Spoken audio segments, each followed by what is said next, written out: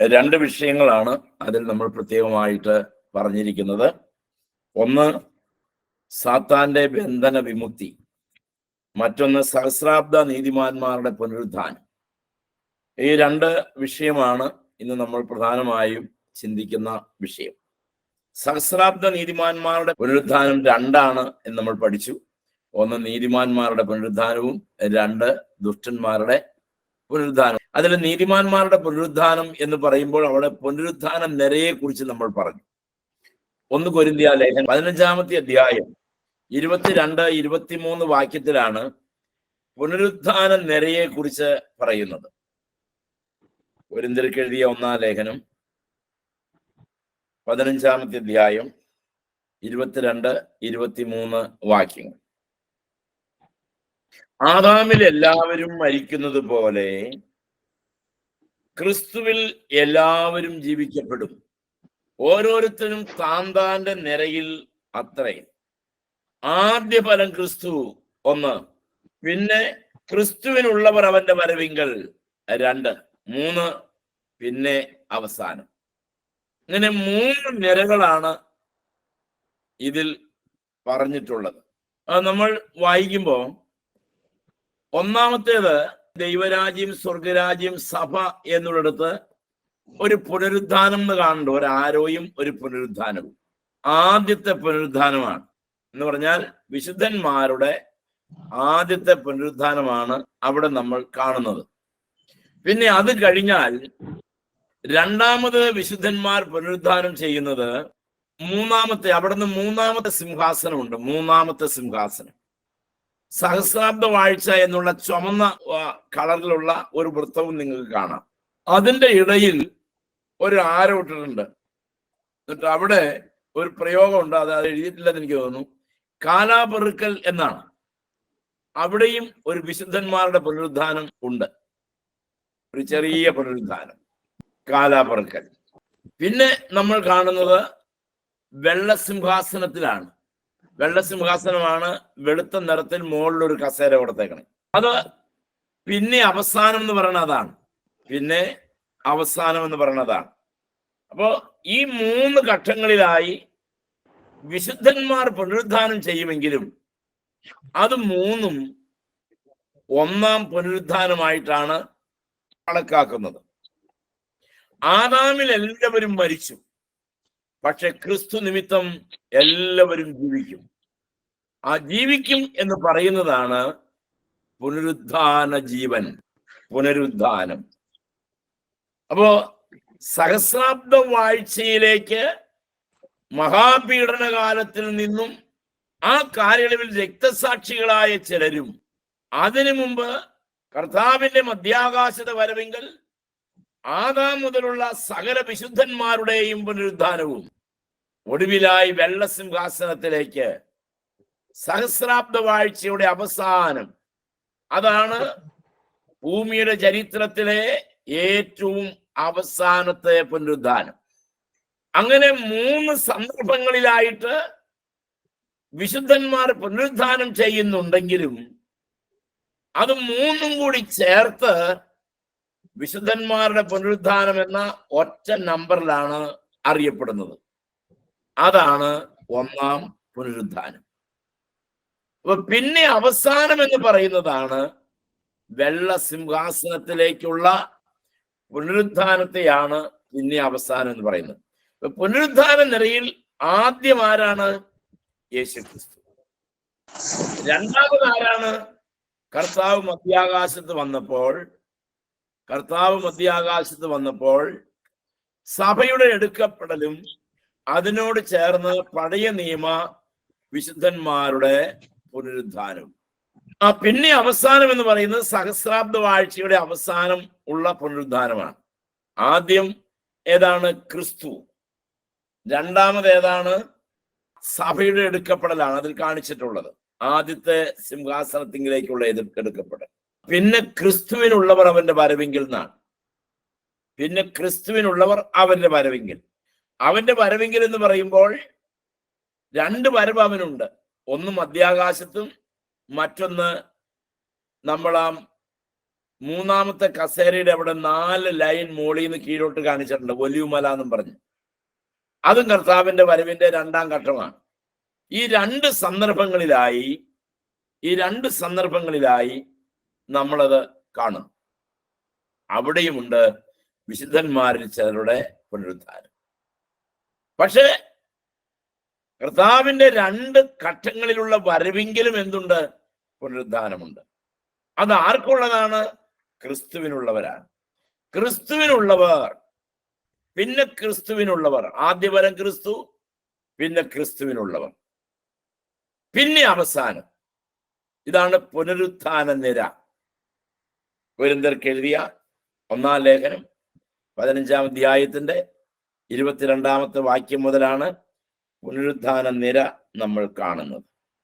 ഇവിടെ പുനരുത്ഥാന നിരയെ 3ആയി തിരിച്ചിരിക്കുന്നത് നമ്മൾ കണ്ടു. ഒന്നാമത്തേത് കർത്താവിന്റെ പുനരുത്ഥാനം, വിശുദ്ധന്മാർ. 2ാമത്തെ നിര എന്ന് പറയുന്നത് കർത്താവിന്റെ വരവിങ്കലാണ്. 3ാമത്തേതാണ് കർത്താവിന്റെ മധ്യാകാശ വരവിങ്കൽ, യുഗാവസാനം വരെയുള്ള വിശുദ്ധന്മാർ എല്ലാവരും പുനരുദ്ധാനം ചെയ്ത് 3ാം നിരയാണ്.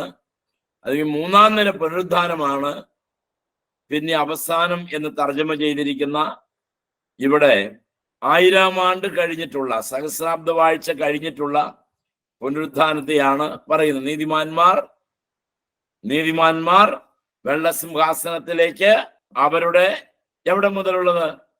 ക്രിസ്തുവിന്റെ മധ്യാകാശത്തെ വരവിന് ശേഷമുള്ള സകല വിശുദ്ധന്മാരും, അല്ലെങ്കിൽ കർത്താവിന്റെ മധ്യാകാശത്തെ വരവിന് ശേഷം മരിക്കുന്ന സകല വിശുദ്ധന്മാരും വെള്ളസിംഹാസനത്തിലെ അവസാനത്തെ പുനരുദ്ധാനത്തിൽ പങ്കുള്ളവരായി കാണപ്പെടും. സഹസ്രാബ്ദ വാഴ്ചയിൽ പ്രവേശിക്കുന്ന ഇസ്രായേലികളുടെ എല്ലാ പേരുകളും എഴുതപ്പെട്ടിട്ടുണ്ട്. യെശയ്യാ പ്രവാചകന്റെ പുസ്തകം 4-ന്റെ 4-ാമത്തെ വാക്യം. യെശയ്യാവ് 4-ന്റെ 4 ഞാൻ നിങ്ങളെ വായിച്ചു കേൾപ്പിക്കാം. സിയോനിൽ അവശേഷിച്ചിരിക്കുന്നവനും യെരുശലേമിൽ ശേഷിച്ചിരിക്കുന്നവനും, ഇങ്ങനെ യെരുശലേമിൽ ജീവനുള്ളവരുടെ കൂട്ടത്തിൽ എഴുതിയിരിക്കുന്ന ഏവനും തന്നെ വിശുദ്ധൻ എന്ന് വിളിക്കപ്പെടും. അവരാണ് വിശുദ്ധർ. അവരാണ് ഈ പുനരുദ്ധാനത്തിൽ പങ്കുകാരായി തീരുന്നത്. ദാനിയേൽ 12-ന്റെ 1-ൽ നമുക്കിങ്ങനെ കാണാം. ആ കാലത്ത് നിന്റെ സ്വജാതികൾക്ക് തുണ നിൽക്കുന്ന മഹാപ്രഭുവായ മീഖായേൽ എഴുന്നേൽക്കും. ഒരു ജാതി ഉണ്ടായതുപോലെ ഈ കാലം വരെ സംഭവിച്ചിട്ടില്ലാത്ത കഷ്ടകാലം ഉണ്ടാകും. അന്ന് നിന്റെ ജനം പുസ്തകത്തിൽ എഴുതി കാണുന്ന ഏവനും തന്നെ രക്ഷ പ്രാപിക്കും. നിലത്തിലെ പൊടിയിൽ നിദ്ര കൊള്ളുന്നവരിൽ പലരും, ചിലർ നിത്യജീവനായും ചിലർ നിത്യലജ്ജയ്ക്കും നിത്യനിന്ദയ്ക്കായും ഉണരും. Praise the Lord. അവിടെയും വിശുദ്ധന്മാരുടെ ഒരു പുനരുദ്ധാനം, അതാണ് പിന്നെ അവസാനം എന്ന് പറയുന്ന ആ പുനരുദ്ധാനം. അടുത്തത് നമ്മൾ ചിന്തിക്കുന്നത് സാത്താന്റെ ബന്ധന വിമുക്തിയാണ്. ചാർട്ടിലേക്ക് നിങ്ങൾ നോക്കുമ്പോൾ അഗാധ കൂപത്തിലേക്ക് ഒരു ആരോ ഉണ്ട്. സാത്താനെ ബന്ധിക്കുന്നു എന്ന് പറഞ്ഞ് സഹസ്രാബ്ദ വാഴ്ചയിൽ നിന്ന്, ആ ചുമന്ന കളറുള്ള സഹസ്രാബ്ദ വാഴ്ചയിൽ നിന്ന് അഗാധകൂപം എന്ന് എഴുതിയിരിക്കുന്നതിലേക്ക് ഒരു ആരോ ഉണ്ട്. ആ ആരോയിൽ അവിടെ എഴുതിയിട്ടുണ്ട് സാത്താനെ ബന്ധിക്കുന്നു. സഹസ്രാബ്ദ വാഴ്ചയുടെ ആരംഭത്തിൽ തന്നെ സാത്താനെ ബന്ധിക്കുന്നു. 2ാമത്തെ ലൈൻ നിങ്ങൾ നോക്കണം, അത് സാത്താനെ അഴിച്ചുവിടുന്നതാണ്. സഹസ്രാബ്ദത്തിന്റെ ആരംഭത്തിൽ സാത്താൻ അഗാധകൂപത്തിൽ ബന്ധിക്കപ്പെടുന്നതിനെ കുറിച്ചാണ് ചേർത്തിട്ടുള്ളത് നമ്മൾ പറഞ്ഞത്. ഈ 1000 ആണ്ടുകാലം അവൻ ബന്ധനസ്ഥനായി തന്നെ അഗാധകൂപത്തിൽ കഴിയും. 1000 ആണ്ട് കഴിയുമ്പോൾ അവനെ അഴിച്ചുവിടും. വെളിപ്പാട് പുസ്തകം 20-ാമത്തെ അധ്യായം 3-7 വാക്യം. വെളിപ്പാട് പുസ്തകം 20-ാം അധ്യായം 3-7 വാക്യം. 1000 ആണ്ട് കഴിയുവോളം ജാതികളെ വഞ്ചിക്കാതിരിപ്പാൻ അവനെ അഗാധത്തിൽ തള്ളിയിട്ട് അടച്ചുപൂട്ടുകയും മീതെ മുദ്രയിടുകയും ചെയ്തു. അതിന് ശേഷം അവനെ അല്പകാലത്തേക്ക് അഴിച്ചുവിടേണ്ടതാകുന്നു. അല്പകാലത്തേക്ക് അഴിച്ചുവിടേണ്ടതാകുന്നു. 1000 ആണ്ട് കഴിയുമ്പോഴോ സാത്താനെ തടവിൽ നിന്ന് അഴിച്ചുവിടും. അവിടെ 2 കാര്യം പറഞ്ഞിട്ടുണ്ട്. ഒന്ന് ബന്ധിക്കുന്ന കാര്യം, 2 അഴിച്ചുവിടുന്ന കാര്യം. ബന്ധിക്കുന്നത് എത്ര നാളത്തേക്കാണ്? അല്പകാലത്തേക്കാണ്. അഴിച്ചുവിടുന്നു എന്നുള്ളത് ശരിയാണെങ്കിലും അത് ഒഴിച്ചുകൂടാത്ത ആവശ്യമെന്നാണ് ശരിക്കും അവിടെ ഉപയോഗിച്ചു ഇരിക്കുന്ന മൂലപദം. ആ മൂലപദത്തിന്റെ അർത്ഥം അതാണ്. അഴിച്ചുവിടേണ്ടതാകുന്നു എന്നതിന് പകരം മലയാളത്തിൽ വേറൊരു മീനിങ് ആണ് അവിടെ കിട്ടുക. എന്താണ് അത്? ഒഴിച്ചുകൂടാത്ത ആവശ്യമെന്നാണ് അവിടെ ഉപയോഗിക്കുന്നത്. ഒഴിച്ചുകൂടാൻ കഴിയാത്തതാണ്. അവനെ അഴിച്ചുവിട്ടേ പറ്റൂ. അവനെ അഴിച്ചുവിടും. 1000 ആണ്ടത്തെ ക്രിസ്തുവിന്റെ നല്ല രീതിയിലുള്ള ഭരണം നടന്നിട്ടും ദുഷ്ടന്മാർ അതിൽ തൃപ്തരല്ല. 1000 വർഷം നീതി നടപ്പാവും. കാരണം എന്തേ? ക്രിസ്തു സഹസ്രാബ്ദ വാഴ്ചയിൽ രാജാവാണ്. അപ്പൊ സാത്താനായി കെട്ടുന്നതും സാത്താനെ അഴിച്ചുവിടും നമ്മൾ കണ്ടു. അത് കഴിഞ്ഞിട്ട് വെള്ളസിംഹാസനത്തിലെ ആ ചക്രം നിങ്ങൾ കണ്ടില്ലേ? ആ കസേര, വെളുത്ത കസേര, അതിനും സഹസ്രാബ്ദ വാഴ്ചയ്ക്കും ഇടയിൽ ഒരു അഗ്നിശോധന എന്ന് പറഞ്ഞു കൊടുത്തിട്ടുണ്ട്. തീ കത്തുന്ന ഒരു കളറില് അഗ്നിശോധന. നിങ്ങളത് കണ്ടിട്ടുണ്ടാവും. ആ അഗ്നിശോധനയുടെ ആരംഭത്തിൽ അല്ലെങ്കിൽ സഹസ്രാബ്ദ വാഴ്ചയുടെ അവസാനത്തിൽ അഴിച്ചുവിട്ട പിശാചിനെ വെള്ളസിംഹാസനത്തിലെ ന്യായവിധിയോടെ അവനെ എന്നേക്കുമായി തീപ്പൊയ്യിലേക്ക് തള്ളിയിടും. പിന്നെ സാത്താൻ ഇല്ല. എവിടം വരെ അവനുണ്ട്? ഏദൻ പർദീസ മുതൽ അന്ത്യന്യായാസനമായ വെള്ളസിംഹാസനം വരെ പിശാചിന്റെ നിരന്തരമായ തേരോട്ടം നമുക്ക് കാണാം. ദൈവത്തിന് സ്തോത്രം. 1000 ആണ്ടത്തെ ക്രിസ്തുവിന്റെ നല്ല നീതിയുള്ള ഭരണം നടന്നിട്ടും ദുഷ്ടന്മാർ അതിലൊട്ടും തൃപ്തരല്ല. അവർ ദുഷ്ടനെ മാത്രമേ അനുകരിക്കൂ. അവർ ദുഷ്ടനെ മാത്രമേ ഫോളോ ചെയ്യൂ. ആരാണ് ദുഷ്ടൻ? സാത്താനാണ് ദുഷ്ടൻ. പോഷ്ക് പറയുന്നവന്റെ അപ്പനാണ് അവനാണ് ദുഷ്ടൻ. അവൻ പറയുന്നതേ അവർ അനുകരിക്കുകയുള്ളൂ. സുഭിക്ഷവും അനീതിയില്ലാത്തതുമായ ഒരു കാലത്താണെങ്കിൽ ഞങ്ങൾ ദൈവത്തെ സേവിക്കുമായിരുന്നു എന്ന് ഈ കാലത്തുള്ള പലരും പറയും. എന്ന് പറഞ്ഞാൽ നമ്മൾ പാപം ചെയ്യുമ്പോൾ പിശാചിന്റെ തലക്കൊട്ട് വയ്ക്കും. ആ പ്രലോഭനം കൊണ്ടാണ് ഞാനത് ചെയ്തത്, അതങ്ങനെ വന്നതുകൊണ്ടാണ് ഞാനിത് ചെയ്യേണ്ടി വന്നത്, അതാണ് അങ്ങനെ ചെയ്യാൻ എന്നെ പ്രേരിപ്പിച്ചത്. എല്ലാം നമ്മുടെ കുറ്റമല്ല, അതെല്ലാം പിശാചിന്റെ കുറ്റമായി നമ്മൾ കണക്കാക്കുന്നു. അപ്പോ ദൈവം എന്ത് ചെയ്യും? ഇവനെ ഒരു 1000 കൊല്ലത്തേക്ക് ബന്ധിക്കും. എങ്കിൽ ബന്ധിച്ചു കഴിയുമ്പോഴെങ്കിലും പാപം ചെയ്യാതിരിക്കണ്ടേ? പിശാചില്ലാത്ത കാലത്തും ദുഷ്ടൻ എന്ത് ചെയ്യും? അവൻ ദുഷ്ടത പ്രവർത്തിക്കും. അപ്പൊ ഒരു കാര്യം മനസ്സിലാവും, ദുഷ്ടൻ ദുഷ്ടത പ്രവർത്തിക്കുന്നതിന്, പാപി പാപം ചെയ്യുന്നതിന് പിശാച് ഒരു ഘടകമേ അല്ല. പിശാച് അതിനൊരു ഘടകം അല്ല. നമ്മൾ എന്ന് വിചാരിച്ച് ഞാൻ പിശാചിന്റെ പ്രവൃത്തികൾക്ക്, കാരണം പ്രവൃത്തികൾ ആ കാലയളവിൽ ഇല്ല. ക്രിസ്തു രാജാവാണ്. പിശാച് അഗാധ കൂപത്തിൽ ബന്ധിതനാണ്. ആകയാൽ ആ നാളുകളിൽ പിശാചില്ല. പക്ഷെ പിശാചിന്റെ പ്രവൃത്തികൾ മനുഷ്യരിൽ നിന്ന് സ്വയംകൃതമായി പുറത്തു വരുന്നു എന്നുള്ളതാണ് നമ്മൾ മനസ്സിലാക്കേണ്ടത്. സാത്താനും അവന്റെ ദൂതന്മാർക്കും പിശാചുക്കൾക്കും നരകത്തിൽ കിടന്നാലും അവർക്ക് മാനസാന്തരം വരില്ല. നിത്യ നരകമല്ലാതെ ഇങ്ങനെയുള്ളവർക്ക് ന്യായമായ അവകാശം മറ്റൊന്നും ഇല്ല എന്നത് തെളിയിക്കുകയാണ് ഈ ഭാഗം കൊണ്ട്. അവനെ അഴിച്ചുവിടേണ്ടതാകും. അഴിച്ചുവിടുമ്പോൾ എന്ത് തെളിയിക്കപ്പെടും?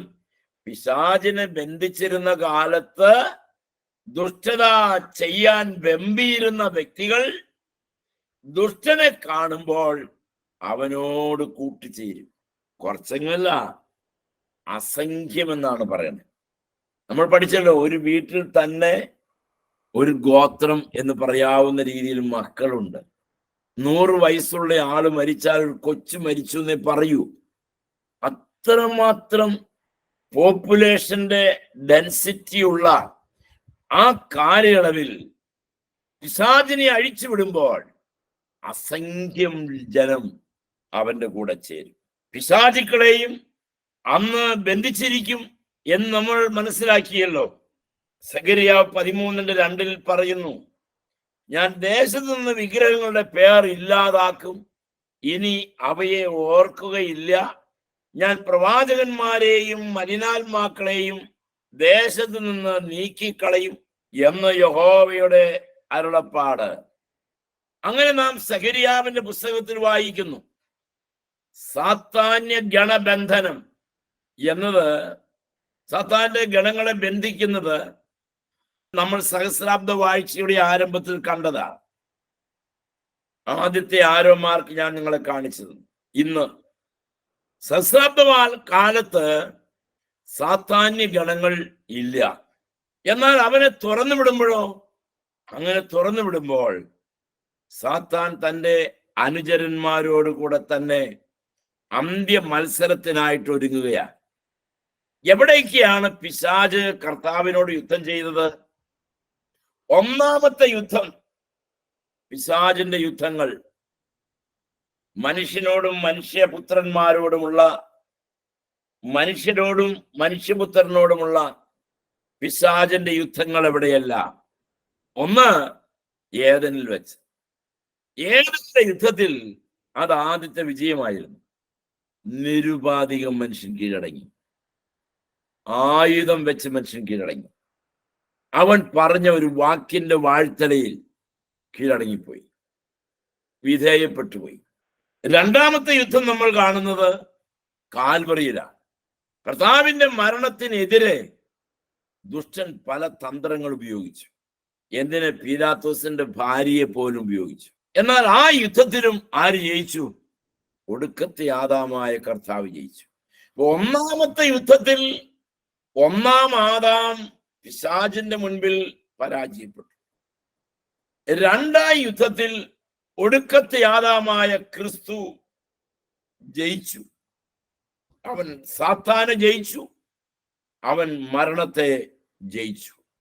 അങ്ങനെ കടന്നു വരുന്ന പൈശാചിക ശക്തിയെ ചീർ വിളിച്ച് സ്വീകരിക്കുന്ന ദുഷ്ടന്മാർ ധാരാളം ആ കാലത്തുണ്ടാകും. ഇവിടെ അടുത്ത് നമ്മൾ പഠിക്കുന്നത് ഒരു ഇടക്കാലത്തെ കുറിച്ചാണ്. ഈ കാര്യങ്ങൾക്കിടയിൽ ഒരു ഇടക്കാലമുണ്ട്. ഇടക്കാലം, അന്തരാളം എന്നും വേണമെങ്കിൽ പറയാം. ഒരു ഇടക്കാലമുണ്ട്.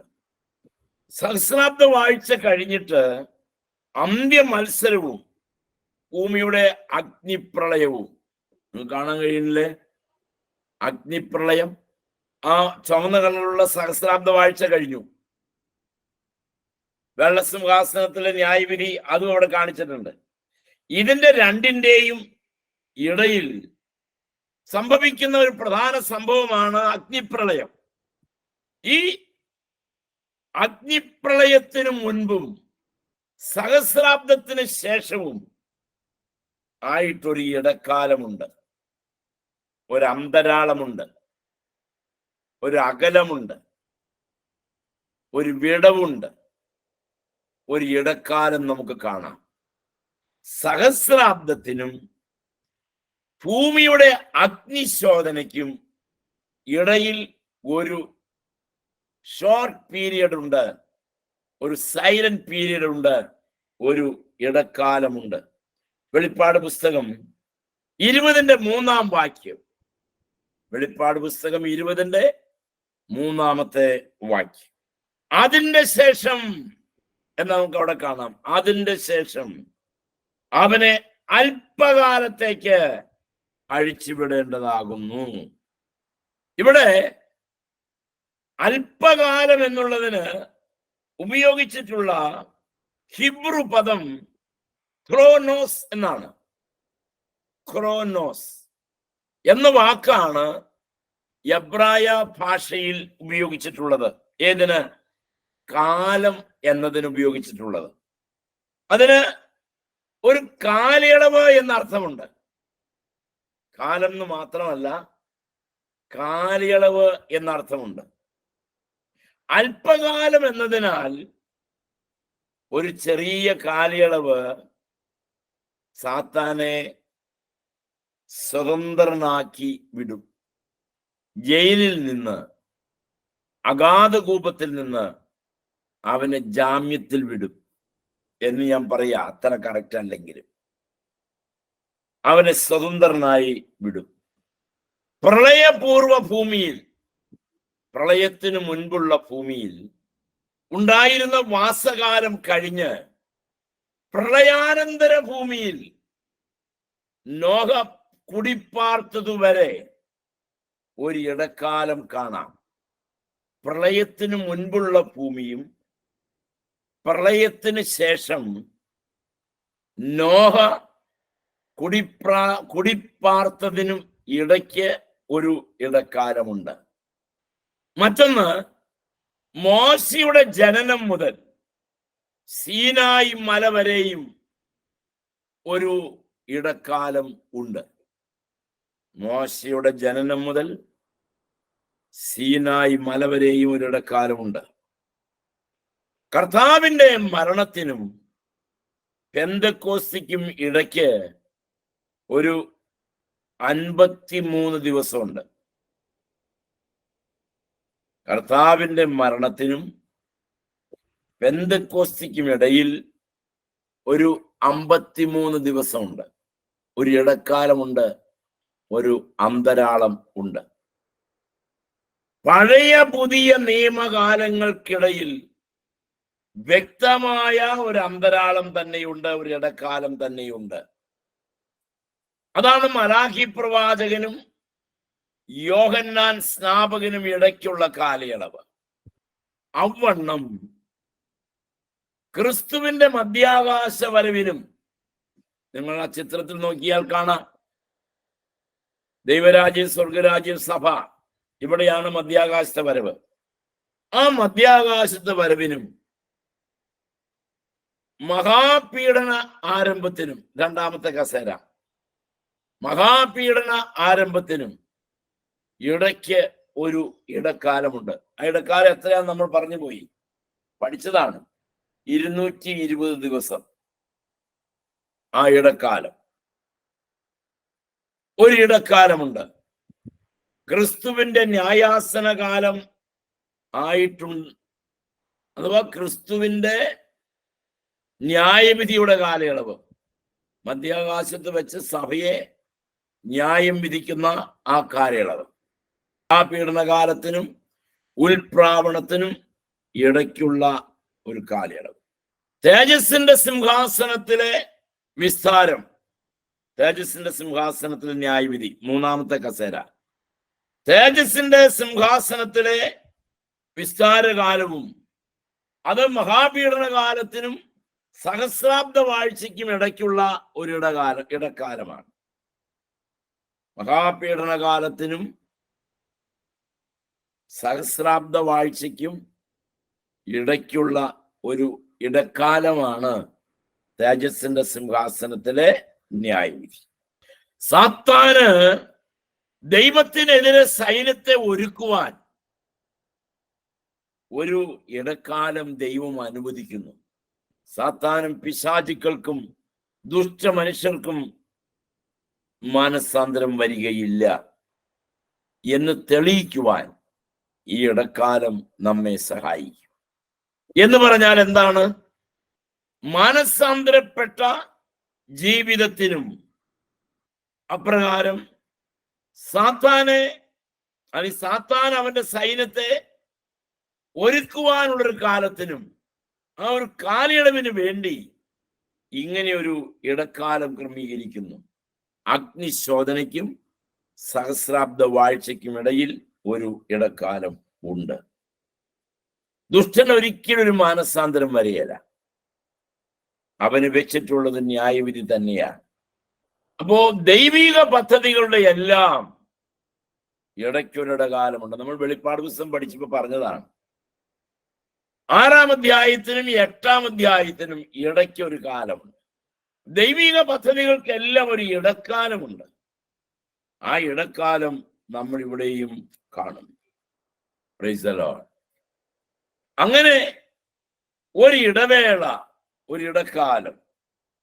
നിങ്ങൾ അവിടെയുള്ള ആ ചിത്രം നിങ്ങൾ നോക്കിയാൽ നമുക്ക് വെള്ളസിംഹാസനത്തിലെ ന്യായവിധിയെ കുറിച്ച് പഠിക്കാം. ആ വെള്ളസിംഹാസന ന്യായവിധിക്ക് മുൻപ് സാത്താൻ അവന്റെ അന്ത്യ മത്സരം നടത്തും.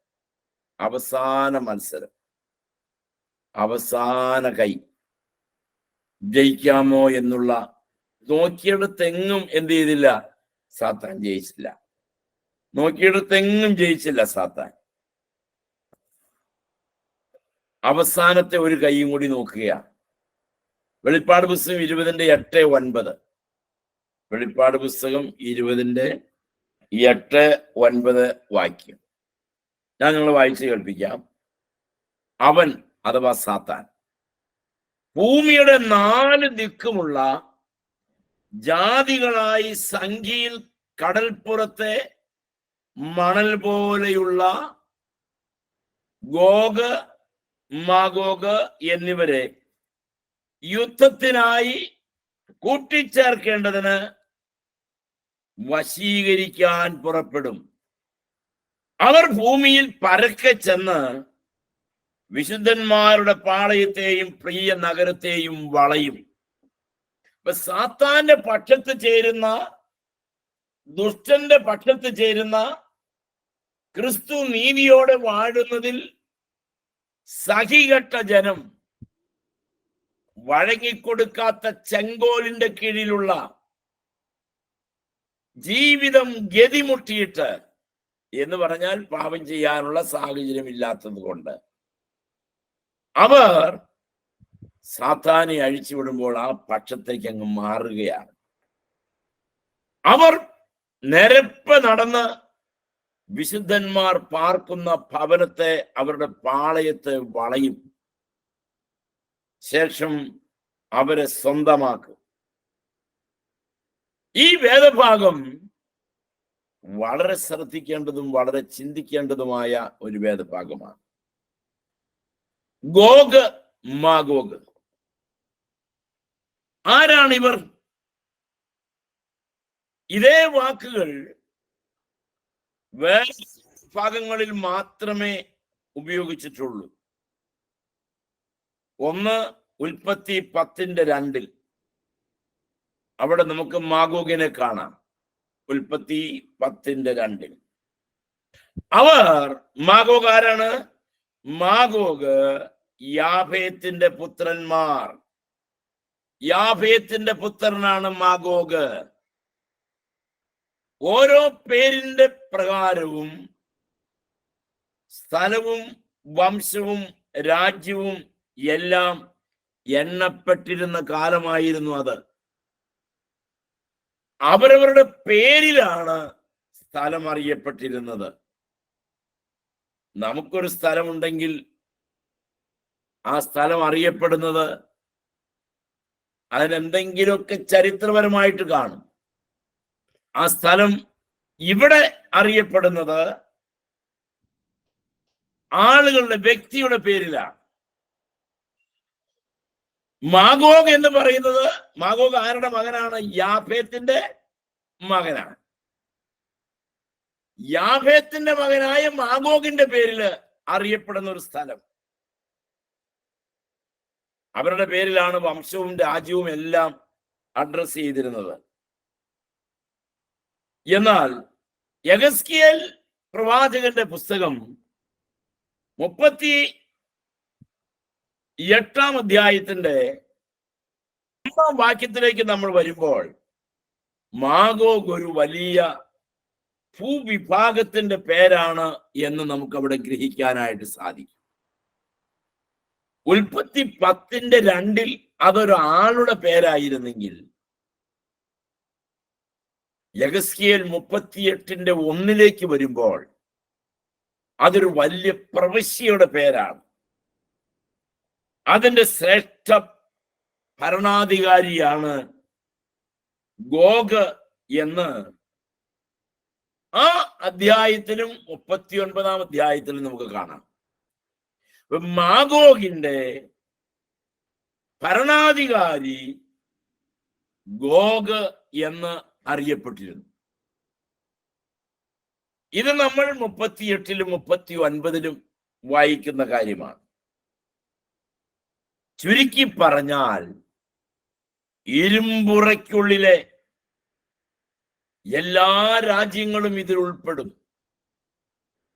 ജനാധിപത്യത്തിന്റെ പേരുണ്ടെങ്കിലും ഏകാധിപത്യമായി ഭരണം നടത്തുന്ന രാജ്യങ്ങളെല്ലാം ഇതിനകത്ത് വരും. യെഹെസ്കേൽ 38, 39 2 അധ്യായങ്ങൾ നിങ്ങൾ സൗകര്യം പോലെ വായിക്കണം.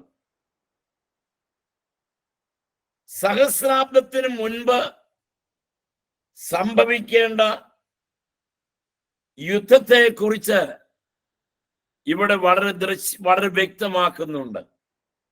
സഹസ്രാബ്ദ വാഴ്ചയ്ക്ക് മുമ്പ് 2 യുദ്ധം നടക്കണം. സഹസ്രാബ്ദ വാഴ്ചയ്ക്ക് മുമ്പ് 2 യുദ്ധം നടക്കണം. ഒന്ന് 3-ാം ലോക മഹായുദ്ധം, 2 യഹോശാഫാത്ത് താഴ്വരയിലെ യുദ്ധം, അഥവാ അതിന് ഹർമഗദോൻ യുദ്ധം എന്ന് പറയും. 1 3-ാം ലോക മഹായുദ്ധം, 2 ഹർമഗദോൻ യുദ്ധം എന്ന് പറയും. ഇവിടെ ഈ യുദ്ധത്തിൽ പങ്കാളിയായിത്തീരുന്ന റഷ്യ പരാജയപ്പെടുമെങ്കിലും യുദ്ധത്തിനായി വന്നവരിൽ 1/6 ശേഷിക്കും. 1/6 ശേഷിക്കും. അവർ സഹസ്രാബ്ദ കാലത്ത് വളരെയധികം വർദ്ധിച്ചു പെരുകും. മാത്രമല്ല, അവരുടെ സ്വാധീനത ലോകം മുഴുവനിലും ചെലുത്തപ്പെടും. അതുകൊണ്ട് ഭൂമിയിലെ 4 ദിക്കിലുമുള്ള ജാതികൾ എന്ന് ഇവരെ കുറിച്ച് പ്രതിപാദിക്കുന്നു. ഇവരങ്ങ് ജനിച്ചു വളർന്നു വലിയൊരു സമൂഹമായി ലോകത്തിന്റെ നാനാഭാഗത്തേക്കും പോകും. അതുകൊണ്ട് അവരെ 4 ദിക്കിലുമുള്ള ജാതികൾ എന്ന് ഉപയോഗിച്ചിരിക്കുന്നു. റഷ്യയുടെയും കമ്മ്യൂണിസത്തിന്റെയും വളരെ സ്വാധീനം ലോകവ്യാപകമായി പകരപ്പെട്ട ഒരു രാജ്യമാണല്ലോ റഷ്യ. പണ്ടത്തെ റഷ്യ, അല്ലെങ്കിൽ പണ്ടത്തെ സോവിയറ്റ് യൂണിയൻ. പണ്ടത്തെ സോവിയറ്റ് യൂണിയന്റെ ഒരു കൂടുതൽ ഭാഗം ചേരുന്നതാണ് ഇന്നത്തെ റഷ്യ. ആ റീയൂണിയൻ വന്നപ്പോൾ സോവിയറ്റ് യൂണിയന്റെ ഭാഗമായിരുന്ന ചിലതെല്ലാം പിരിഞ്ഞുപോയി. അതിലൊന്നാണ് ഇന്ന് റഷ്യയും ഉക്രൈനും തമ്മിലുള്ള യുദ്ധത്തിന്റെ കാരണം. ഒരു കാലത്ത് ഉക്രൈൻ സോവിയറ്റ് യൂണിയന്റെ ഭാഗമായിരുന്നു, അഥവാ വാഴ്സ സഖ്യരാഷ്ട്രങ്ങളുടെ ഭാഗമായിരുന്നു. എന്നാൽ ഇന്ന് ഉക്രൈൻ നാറ്റോയുടെ ഭാഗം ചേരാനായിട്ട് ആഗ്രഹിക്കുന്നു. അത് റഷ്യക്ക് വലിയ ഭീഷണിയാകുമെന്നുള്ളത് കൊണ്ടാണ് ഉക്രൈനെ ഏത് വിധത്തിലെങ്കിലും റഷ്യയുടെ വരുതിയിൽ നിർത്താൻ വേണ്ടിയിട്ടുള്ള ശ്രമമാണ് റഷ്യ ഉക്രൈൻ യുദ്ധം എന്ന് പറയുന്നത്. സാത്താന്റെ ശക്തിക്ക് വിധേയപ്പെടുന്നവർ റഷ്യക്കാരായിരിക്കും പ്രധാനമായും. റഷ്യക്കാരായിരിക്കും പ്രധാനം. നമുക്ക് അടുത്ത ദിവസം അന്ത്യ മത്സരം അടുത്ത ദിവസം നമ്മൾ ടോപ്പിക്കായിട്ട് നമുക്ക് എടുക്കാം. ഇപ്പൊ നമുക്ക് പ്രാർത്ഥിച്ച് അവസാനിപ്പിക്കാം. സ്നേഹവാനായ ഞങ്ങളുടെ ദൈവമേ, കരുണയുള്ള ഞങ്ങളുടെ കർത്താവേ,